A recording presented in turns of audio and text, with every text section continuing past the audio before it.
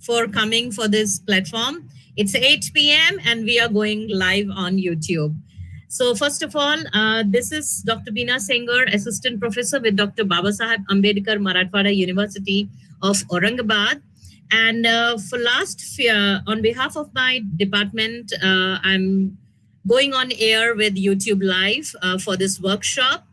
Uh, for this workshop. And this workshop is actually part of a bigger project which we are doing, about which, after a few minutes to me, Dr. Devajyoti Das will be telling you all. This particular workshop is mainly about two major things. This workshop is part of a bigger project which is on environmental refugees and environmental refugees. Basically in the Sundarban area, and how the environmental refugees of Sundarban area are getting affected and traveling in different parts of India and abroad for their livelihood and well-being. Therefore, there is one important aspect, although we are based in Aurangabad, which is part of the Western India. So where we are not directly linked to the Sundarban, but we are fortunate to be home for many of these environmental refugees in Maharashtra. However, Maharashtra itself is not an area which is undeterred by the climate change. We ourselves are in the helm of climatic change and migratory ill effects. So this particular one-day workshop and panel discussion is going to be on environmental refugees, climate change, migration, and livelihood in the Western India, Maharashtra. So as part of this workshop, first of all, I welcome all my panelists and distinguished guests. For this workshop, we are going to have Dr. Devajyoti Das, who will be chairing the session. And we have three panel speakers, including myself. We have Professor Shuja Shakir, who is Professor of Department of Political Science, Dr. Babasaheb Ambedkar, Marathwada University. Professor Shakir is a distinguished political scientist and has different coveted awards and publications to its credit. For today's workshop, he is going to present his work on collapsing agriculture, climate policies, and consequences. The second speaker is Mr. Kisan Algur, who is our Senior Research Fellow with the International Institute for Population Science, and he's going to speak on impact of climate change on people living in the western parts of India. I'll be speaking something on migrants from Eastern India and Maharashtra as a causal analysis.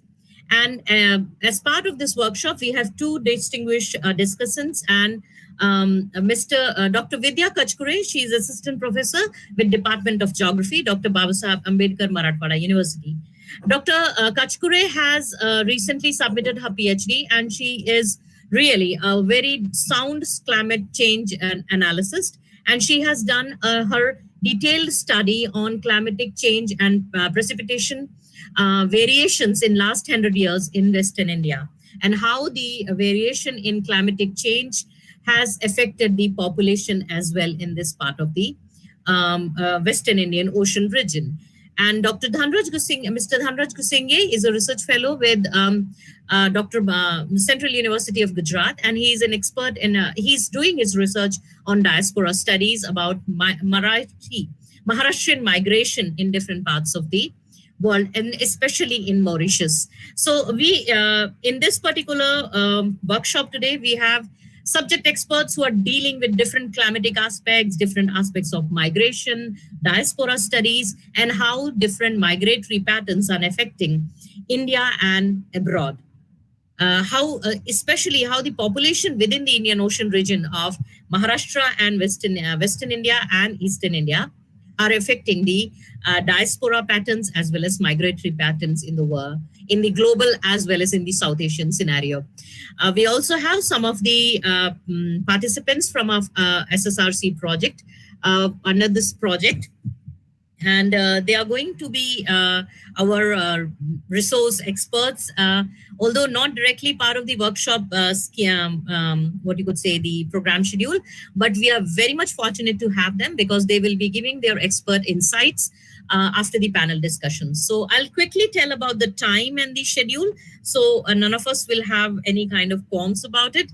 Like after I'll be like after welcoming you all, our chair and today's distinguished guest, Dr. Das, will be telling us about the project, SSRC Indian Ocean Region Project, and how this project is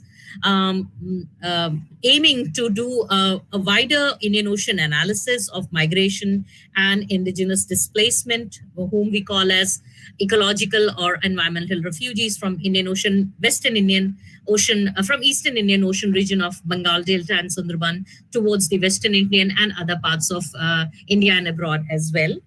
And Professor Dr. Das will also explain us that how this project not only aims about doing a research on migratory patterns, but to have a long-term vision about the Indian Ocean patterns of migration as well.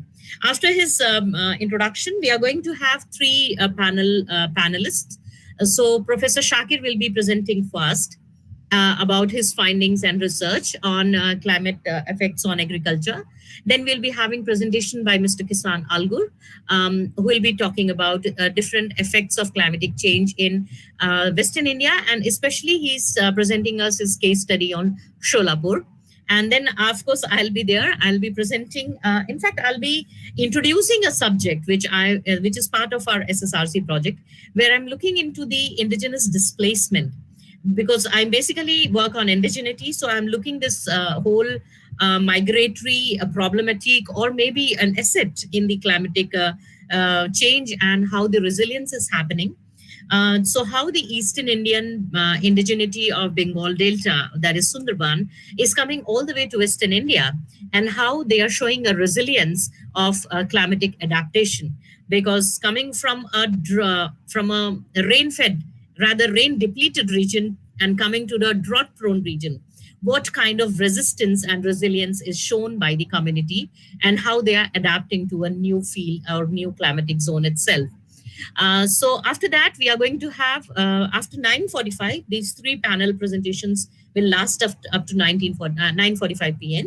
And after that, we are going to have a detailed discussion where our expert discussant, of course, as chairperson, Dr. Das, and discussant, Dr. Kachkore, and along with Dr. Dhanraj Gusinghe, they all will be giving their insights. And we are welcoming Mahmuda Mighty Ma'am as well, who is part of our SSRC project, and she will be giving her discussion point. And we will be very happy if there are any questions or points to add on the presentation by Dr. Mighty as well. And along with that, we will be having this YouTube live session going on, which will be where we have different participants coming from all parts of the world. Some are voluntarily coming, and some have, like, as per the expertise, they will be joining us on this YouTube live.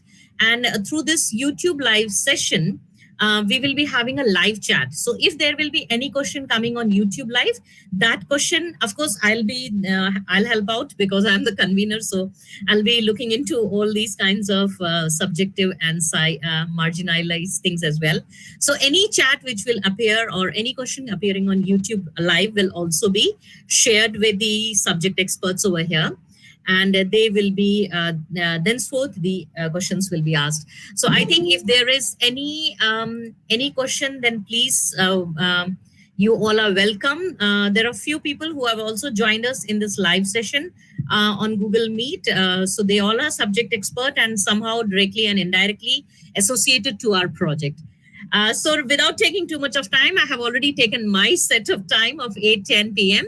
I now request chairperson of today's session, Dr. Das, to please come on the main, and please tell us more about this project and how this project is going to is basically the main objective of this workshop. Welcome, Dr. Das. Please share your opinions.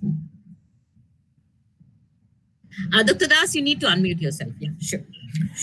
Thank you, Bina, for making such an interesting presentation. I welcome all of you, and also thank all of you for finding this time to kind of be part of this workshop.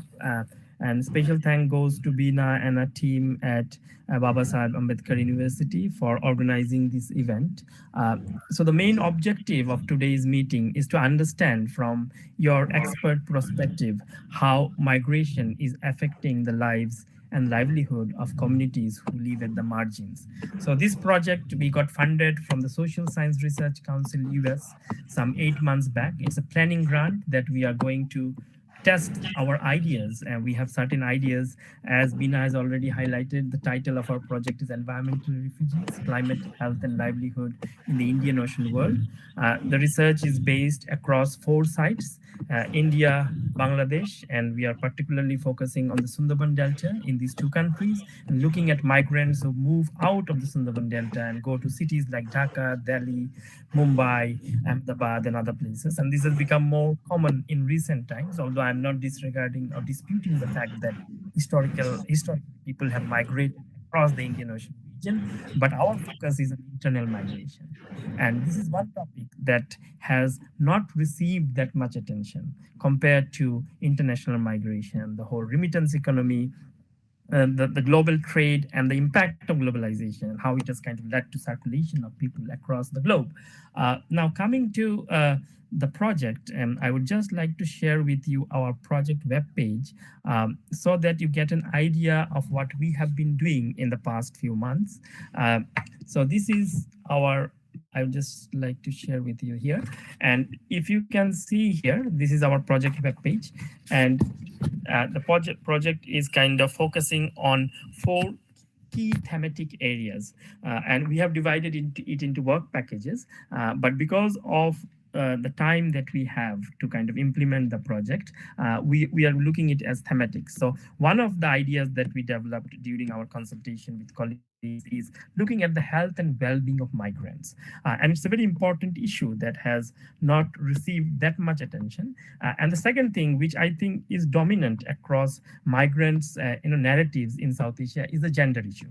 As you can see from several studies which has been conducted across South Asia, the gender imbalance is always there. So male migrants go out of their homestead, of their household, for earning a living. They send remittances back home, and the females kind of take care of the children, the elderly, because of their familial responsibilities. And it also kind of reflects on the patriarchal relationship that we have in South Asian society, which is also true across the globe. But particularly in South Asia, we see this trend quite prominently. And then we have the livelihood challenges and vulnerability, which I'm hoping that the 3 panelists will today kind of reflect on. And finally, we have the question of resilience and sustainability, which has become the epitome of kind of discussion within climate discourse globally as well as in South Asia. So these are the 4 key thematics, thematics that we have selected for this project. And all our participants and the co-PIs are working towards kind of achieving this goal. We have several other interesting things to kind of show with regards to this project, like the kind of activities that we have done, the kind of blogs that we have written. And this is the homepage, which kind of showcases the kind of tragedy that people face in the Indian Ocean region and the scale of our research, which joins kind of South Asia with East Africa. But more importantly, besides this kind of aspect, what I'm going to reflect on now is this whole idea of migration. So if you look at this book, which came out in 2018, a very interesting book titled India Moving, A History of Migration. So basically, South Asian society has been represented in sociological, anthropological literature as something based on villages. They rarely go out of their village, but this study kind of, upturns the whole narrative. It kind of gives a long durée understanding of how societies have moved across the Indian Ocean region as well as internally, particularly trading communities, businessmen, slave traders have kind of led to circulation of goods and commodities across the region. So if I'll just take 1 minute to quote from the book. So Chinmay Tambe, in his book India Moving, A History of Migration, describes India's migration as, I quote, one of the largest and longest migration stream for work in documented history. He categorizes it as a mass migration that is male dominated, semi permanent, and remittance yielding, unquote, and terms it, again quote, great Indian migration wave. It helps gives rise to cities like Kolkata, Yangon in Myanmar, and Dubai during the colonial period. And in recent decades, to the industrial belt in the country. As you know, after India's independence, a lot of industrial belt came out in the eastern part of India, as well as in Maharashtra. The author refutes the long held notion that India was static, rooted to the villages because of caste taboos on traveling. He claims that the impression of low spatial mobility in India has persisted due to an absence of data on migration. And here I want to reflect on this whole problem of data gathering and kind of having data on internal migration, which is very hard to get. In fact, the international migration that we are seeing today can only be monitored through passport system. Beyond that, the illicit or illegal migrant that we call is not documented. And with internal migration, it is even more difficult. So in this project, we are trying to kind of ethnographically, as well as use other kind of innovative methods, action research, to kind of document the experiences of people, which interestingly this book doesn't do. It gives a historical sketch. And in one of the book reviews that I read today, it says that the book fails on the ground that it does not take into account the lived experiences of people in the contemporary times, the migrants that the author kind of encountered during his fieldwork. So this book is more archival based, but it's a very interesting book because it kind of challenges the traditional understanding of Indian society being very static, not mobile. So mobility is a very important issue that we need to address. And this project is all about people's mobility, why people move, where they go, and what are the kind of motivations for people to move. So it is not necessarily a research which is just grounded on climate refugees, but also looks at the other parameters, the other variables which trigger migration. The other thing that is interesting that we are trying to explore through this research is to assess what drives migration and how it affects, for example, household income, well-being, and capacities to deal with climate change. We also found during our research and also during my past research that climate sensitive hotspots across South Asia, migration is an important way for people to diversify livelihood and respond to multiple climatic risk, particularly in the Sundarban Delta across East India and Bangladesh, for example. Existing threats from extreme events such as cyclones intersect with non-climatic factors such as limited livelihood diversification opportunities to drive migration. This is also true of other kind of hotspot areas across the eastern Himalayas. Migration, as I've also mentioned, is very gendered. So we are looking at all these aspects. And this project, once it is successful, the second round of grant will last for 12 months, and we'll be doing fieldwork across 4 sites. What we found interesting in this research so far is that in the context of South Asia, it is voluntary migration, which dominates the paradigm of migration with relation to climate migrants. So it will not be very apt to say that it's forced migration or environmental refugees. But in the context of Tanzania and Mozambique, given the structural violence these countries have faced post-independence and even during the colonial period, there has been mass migration of people which has been enforced by the state. So there the term environmental refugees kind of finds suitability. But we are using it as a broad term, and we are also going to critique it in our proposal. But at the same time, we are using it as a thematic to understand the different trends of migration across these 2 field sites. And they also represent 2 circulatory modes of production, in the sense that the Indian Ocean region kind of combines East Africa with South Asia. And we have a long history of connectivity, both culturally, socially, politically, across this region before the advent of the British Empire and the advent of the Western imperialism. So that also kind of brings us to think about how we kind of understand these processes of migration, although we are focusing primarily on internal migration. So I think I'll stop here, and I will kind of now open the discussion and the presenters to present their papers. And after that, as Beena has suggested, we can have some meaningful discussion. And this workshop, I hope, will go a long way in kind of helping us to re-articulate some of the ideas that we have conceived in our proposal and currently under process of writing. So I welcome all of you to this meeting with Bina, and I would like to thank Bina and her team for organizing this event. I will now stop sharing my screen, and I'm not sure if I'm doing the right thing. Yeah. Somewhere in your PC, in a very short way, it must be written, stop sharing. There must be a red stripe something. Okay. Go to Google Meet. Yes, this one. It just, shall I close it? Yes. Yeah, but click to exit screen. Yeah, perfect. Yeah. And then you click, and now you can see stop share presenting. Oh yes. Perfect. Thank you. Thank you, Dr. Das, for giving such a detailed and in such a lucid manner you introduced our project. And I could see now, even on YouTube Live, we have more than 5 active viewers, and they all have joined us on the live session as well. And before I start, we also welcome our team members, the SSRC IOR project team members, Mr.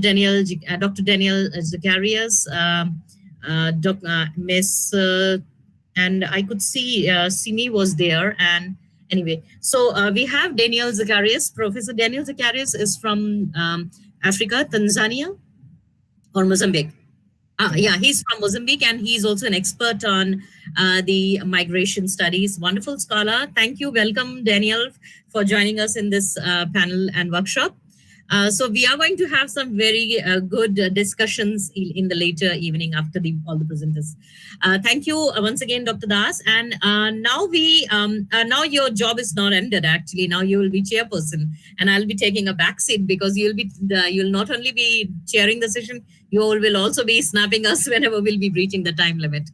So, before we begin, I'll be handing over back to Dr. Das. But prior to it, I'll quickly present all the 3 presenters, including myself. But the first presentation will be from Professor Shujja Shakir sir.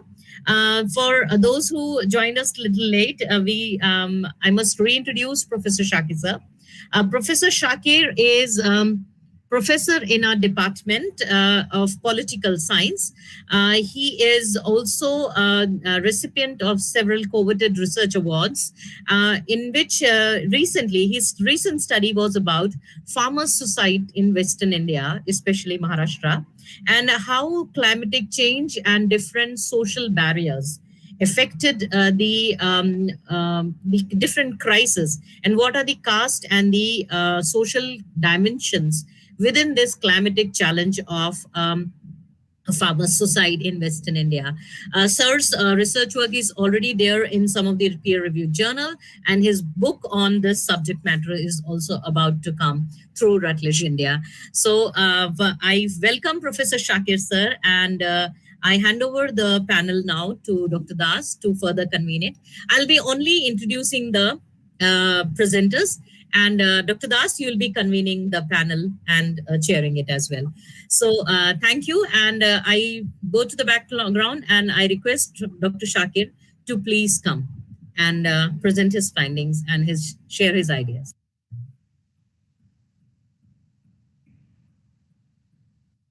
You are muted, Professor Shakir. If you can just unmute yourself, that will be great.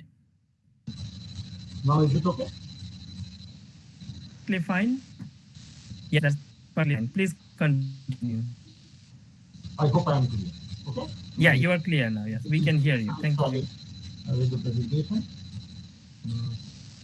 Actually, I did a research project in 2016 where my concern was the social dimension of agrarian distress in Maharashtra. The idea was to explore whether agrarian distress had a uniform or differential impact on the various segments of the farmers.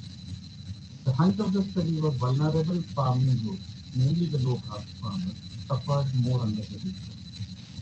Now, most studies on this theme have been done by economists, and what I missed in their case was a sociological angle that I felt was deeply embedded in this case.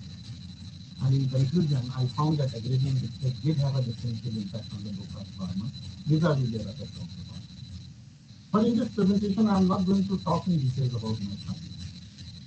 I just mentioned it because during the course of this project, I did an extensive survey of Marathwada and Vidarbha and reviewed multifarious nature of literature that enabled me to understand a variety of factors compounding Indian agriculture. So this presentation is about sharing some of its details. It's plain truth that economic development becomes a difficult task in a country where farmers are unhappy. That's precisely what's happening in India for quite some time, and the current farmers' protest across northern India is but one of its aspects. We need to remember that despite all hoopla of fast-paced development and rapid urbanization, we remain an agricultural country with 65% of the population being directly or indirectly dependent on it. Our policy focus has always been the development of industry, and this is not new. Soon after independence, the founding fathers of modern India agreed that the country needed rapid industrialization to come out of poverty and economic dependence. Modernists like Nehru, Ambedkar, and Subhash Chandra Bose almost unanimously thought that going industrial was a sure shot way to combat poverty. Then we had Nehru Mahalanobis strategy of development that came as an answer to the woes of newly independent India, that focused on the use of latest technology, building machines and raising income per capita. This strategy was no doubt a success. Over years, however, its negatives have begun to emerge. Up to 1980s, the economic development concentrated on manufacturing, and after 80s, the service sector became priority. As a result, the agriculture lagged behind despite success of labor. Let's get it clear that Green Revolution was never a boon to all, I mean to all farmers. I'll explain in due course why this revolution did not produce the desired results for the farmer across the country, particularly those residing in the dryland areas like Marathwada. Today, one area of particular concern is that farmers are declining in numbers and are being replaced by an increasing number of agricultural laborers. This is also happening in our region. Which means more and more marginal farmers are forced to be agricultural laborers. This is due to two reasons. One, the large farmers, on account of their resourcefulness, are increasingly diverting into non-strong professions and becoming absentee landlords. And the small marginal farmers unable to sustain themselves in agriculture are fast becoming landless laborers who work in the farms of the landlord. And two, people are trying to work under schemes like Narega so that they can avoid migrating from their villages. The reduction of this marginal farmers to laborers is happening because they are not getting enough from their average 1 to 5 acres. Reliable data says that small and marginal farmers are about 85% of the total farmers, and they operate about 40% of the total cultivated land with no resources, technology, or sound knowledge. If I can, present it, with data.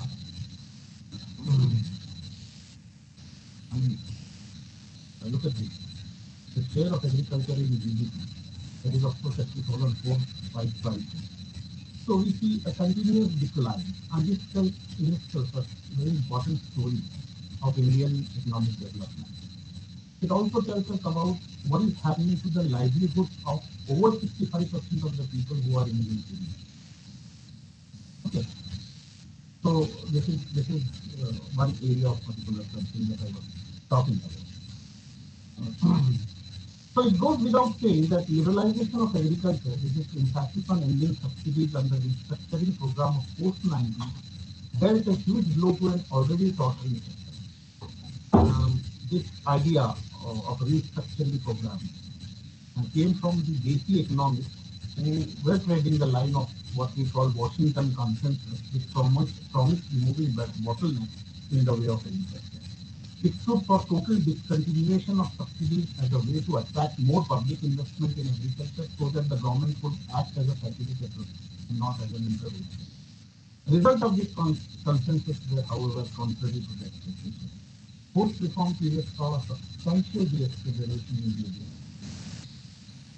In order to raise productivity, it was thought prudent to do away with input subsidies and output support prices, as they were thought to negatively impact the domestic price. Now, this is you can see the typical argument in the three farm bills which have been recently passed by the government of India, and to which there is a huge opposition from the farmers in the country. It was considered then judicious to allow markets to dictate the prices that would eventually, it was thought that if markets start dictating the prices, that would incentivize the farmers to produce more. The broad idea was to expose the Indian agriculture to the global market. As India went ahead with slashing subsidies, the results have not been very encouraging. There is a decrease in the overall rate of agricultural production and substantial increase in the production cost. The irony is, while developed countries advise the crisis-ridden developing countries to reduce subsidies, they continue to legally subsidize their own farmers, and there is an interesting data regarding this. Let me give you this table. Okay. So, this spending by countries on agricultural subsidies. Okay, there is percentage of population dependent on agriculture and the percentage of spending on agricultural subsidies. Look at India, where it stands today. Okay, it is more than 54% of the Indian population is dependent on agriculture according to the government figures, and it is spending just 2.33% on subsidies. Whereas take USA, which is the strong votary of no subsidies in the third world countries for agriculture, itself ends up spending over 26%, and Japan is at 70%, China is at 24%, and South Africa at 60%. So, we need to do away with this logic of people saying that people dictating to us the term. Why should we continue with your subsidies? Subsidies are dangerous for the economy. Professor Shakir, I just have a small request. Okay. If you can increase the volume of your system or anything, Okay, because there is a voice issue, because you are speaking such nice things and we are not able, like it's not audible properly. Okay, I'll try. So if you can, now you hear me? no, Now- there is a constant buzzing sound actually, which is coming from behind. No, there's nothing. There's nothing in the room which is working. Perhaps in the system itself. All fans are off. Everything is off. Even because so that like your voice should not get disrupted, even I kept my ceiling fan and fan off. Oh, okay. What I feel is that perhaps your microphone is on high volume or something, which is allowing that sound to come. Something in your system is. Yeah, because like your insights are so nice with Yes, so much but of yeah. analysis, and nobody is able to hear them properly. Okay. Just let me go to the setting. Let me change this mic. Okay. No, now we can't hear you at all. No. Hello. Yeah, now we can hear you. You can hear me. Is it clear? Not so clear, but like let's try. Like, can you be a little louder? Oh, I'm so sorry. Yeah. Okay. I think if you speak little louder, that should be fine. Okay. Are you clear? So now the echo is coming. Let me see. Is it big? Yeah. You just please mute yourself and then tell. Is it okay now? Okay. Shall I continue with this? Okay. Thank you. So all this liberalization and privatization talked of the commercial farming and the benefits coming to the farmers because of the commercial farming. Let me point out one very important thing to you regarding commercial farming. Commercial farming may not yield uniform benefits to all cultivators in a society, which is keeping with socio-cultural and ethnic divides, where vulnerable segments of farmers are found to have a reduced access to the essential farm resources such as land, capital, and technology. Take Maharashtra as an example, where the commercial farming is being practiced from a long time. While Maharashtra's efforts at promoting the cultivation of sugarcane, fruits, and vegetables gave a considerable boost to its agricultural economy and made it the second largest producer of sugarcane after Uttar Pradesh, unfortunate part is benefits of agricultural growth have not been evenly distributed. Now, this is another area of concern. It has been found that SC and ST households seem to have benefited only to a small extent from the two sectors that contributed most to state's agriculture, namely fruits and vegetables. Uh, in case of sugarcane, SC, ST, and even OBC groups allocated 0.6 to 1%, 1.2% of the total area under the cultivation, while others, I mean the other category of people, allocated as much as 4.4% of their total area to sugarcane. As a result, backward groups together accounted for less than 10% of area under sugarcane, as against their share of 40% in the total gross crop area of the state. So this is the tragedy. All focus on growth and little on inclusive growth is a critical factor in the decline of agriculture in the state. Okay, now let me come directly to the Maharashtra as I was talking about it. We know Maharashtra as a highly industrialized state. As per 2011 census, of its total population of some 11.24 crores, 45% are urban residents. The state has distinction of being the richest state in terms of per capita income, with the share of its GSDP being 13% in the national GDP. Between 1980 and 1993, rate of economic growth in Maharashtra surpassed all India average. Although contribution of its agriculture to GSDP is just about the national average of around 12 to 14%, it made significant progress in manufacturing and services sector that accounted for its high growth. Now, as is the case with the story of liberalization elsewhere, where the focus has been totally on manufacturing as well as service sector and agriculture has lagged behind, Maharashtra's story is no different. Let me give you a graphic of the share of agricultural income in Maharashtra. Okay, so this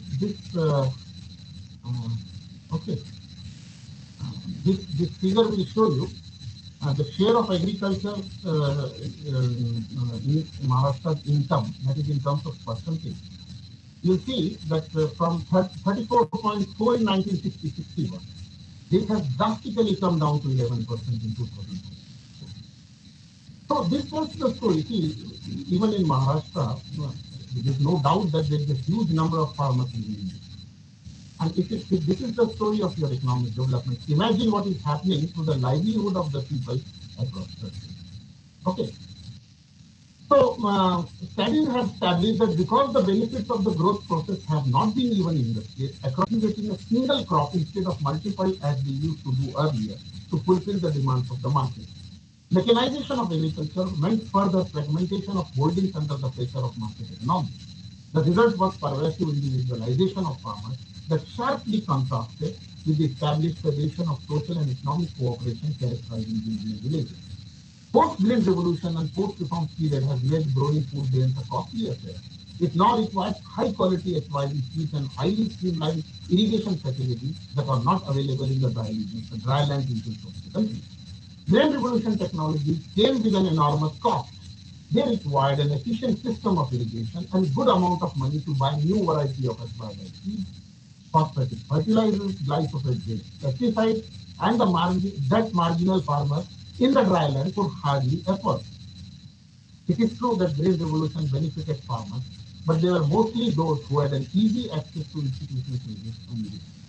It proved bad for the small and marginal cultivators with little or no resources, and they could not eventually reap the benefits that the new technology offered. This was clear during our fieldwork, where 85% respondents reported that the rainwater was their only source of irrigation. Just think, how could GR work for them? Green Revolution work for them. Let me give you this insight from my field survey. Okay, this was what people told us. Okay, monsoon dependence among the samples, and we surveyed the people.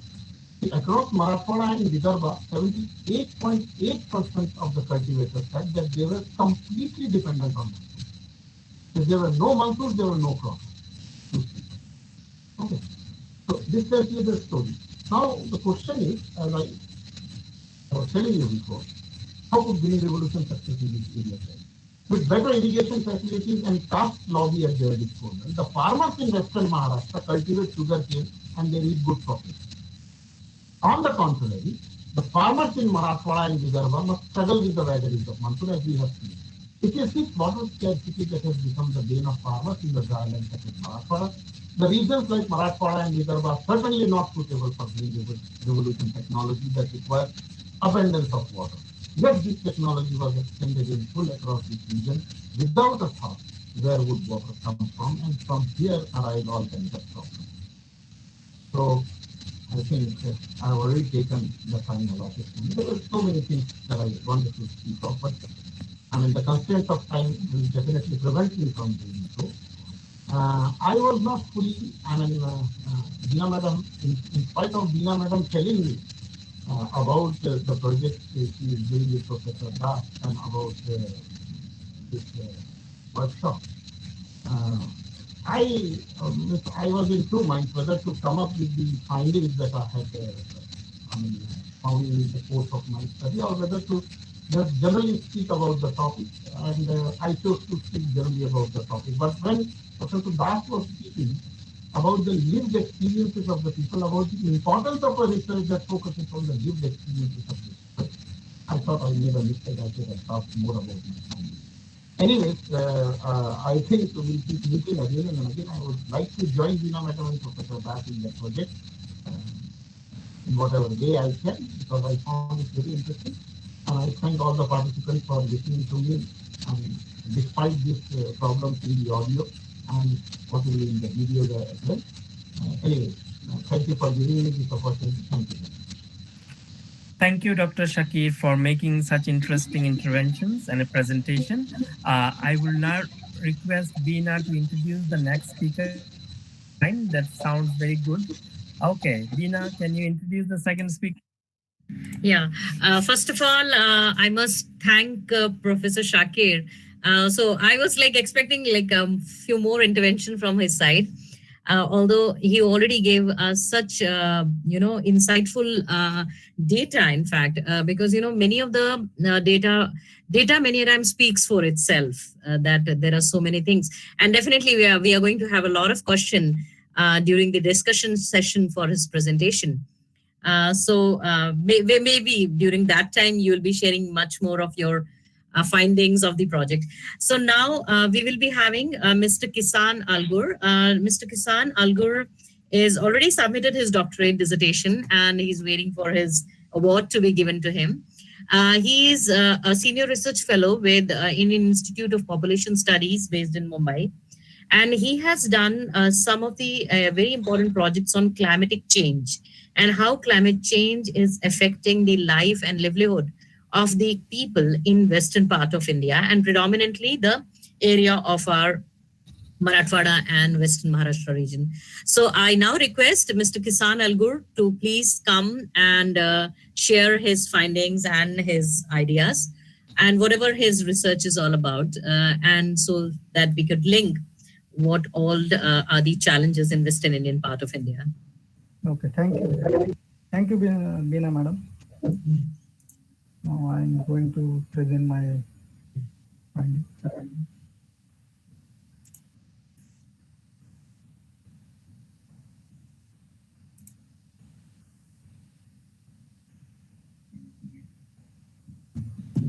Am I audible to all? Hello. Yes, you are very well audible and you are very clear. You can see my PPT. Yes, we can see your PPT as well. Thank you. Good evening, all of you. First of all, I would thank to Mr. Dr. Beena Madam for inviting me such a good workshop, and also thank SSRC project, and along with I'm also thankful to Dr. Babasaheb Ambedkar Marathwada University for conducting this workshop. So I'm going to start my presentation. I am also thankful to Professor Shekhar. I don't know. I doesn't remember his name. He presented well because in India, 70% people engaging in agriculture occupation is agriculture and agro-based occupation. That's why this topic is very important for climate change perspective. So now I'm going to present my topic, impact of climate change on people living in Western Maharashtra, Western part of India. I'm Kisan Algur, PhD scholar from International Institute for Population Sciences, which was studied in Mumbai. So first of all, so many definitions are there, and we can think what is climate change. So WHO and UNFCCC define the climate change. Climate change is the global phenomena of the transformation characterized by the change in the planet usual climate, like changing in temperature, precipitation, and wind that are exclusively caused by human activities.